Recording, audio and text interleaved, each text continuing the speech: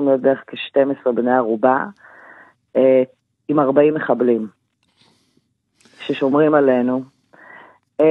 אני מקצרת לך את הסיפור, הם מתעללים בכם? הם לא מתעללים בנו, הם מתנהגים אלינו בצורה מאוד אנושית, זה אומר שהם שומרים עלינו. כן, מה זה אומר אנושית? שומרים עלינו, הם נותנים לנו לשתות פה ושם, שהם רואים שאנחנו בלחץ, הם מרגיעים אותנו. הייתה תחושה מאוד מאוד מפחידה, אבל אף אחד לא התנהג אלינו באלימות. למזלי, לא קרה לי מה שאני שומעת בתקשורת. קרו דברים איומים ונוראים.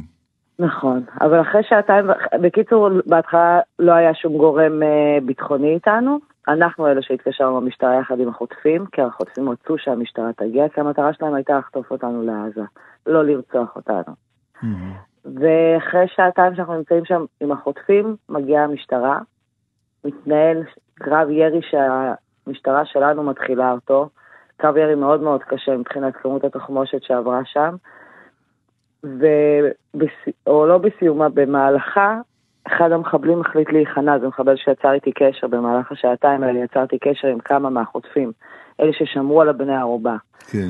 והוא מחליט להשתמש בי כמגן אנושי, הוא מחליט להיכנע, אני לא מודעת לזה באותם רגעים, זה בדיעבד, הוא מתחיל להתפשט, הוא קורא לי ומתחיל לצאת איתי מהבית תחת אש, אני צועקת בזמן הזה לימ"מ כשהם יכולים לשמוע אותי, שיפסיקו לראות כן. ואז הם שומעים אותי והם מפסיקים לראות. אני רואה על הדשא של בגינה של האנשים מהקיבוץ, שיש 5 בני ערובה ששוכבים, או 6, על האדמה בחוץ, ממש כצאן לטבח, מול הירי של הימ"מ שלנו והמחבלים. הטרוריסטים ירו בהם? לא, הם נהרגו מהחילופי ירי, תבין שהיה חילופי ירי מאוד מאוד קשים. זאת אומרת, יכול להיות שזה כוחותינו ירו בהם? כשניסו לפסל את החוטפים, את החמאס? הם חיסלו את כולם, כולל הבני ערובה, כי היה שם חילופי ירי מאוד מאוד קשים. אני משוחררת בסביבות השעה 5:30, ב8:30 כנראה מסתיימת הלחימה, אחרי שהיה חילופי אש מטורפים, אפילו 2 פקזים של טנק שירו לתוך הבית, שזה בית קיבוצי קטן, זה לא איזה, רואים את זה בחדשות. כן. זה לא מקום גדול. וברגע הזה כולם נהרגו, היה שקט חוץ מצולה אחת שיצאה הדס דגן, וזהו וגם. איך כולם נהרגו? מהחילופי אש. מהחילופי אש, כלומר יכול להיות שגם זה מאש כוחותינו?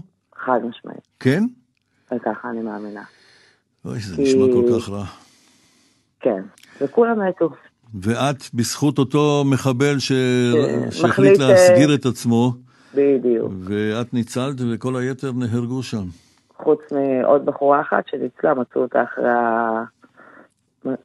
מי שטיפל שם באירוע, אחרי זה אולי זה בתקל או משהו כזה, מצאו אותה שהרים על ראש בין כל הגופות, ואז פשוט... ובן הזוג שלך שהיה איתך? נהרג. הוא גם נהרג. כן, כולם נהרגו שם.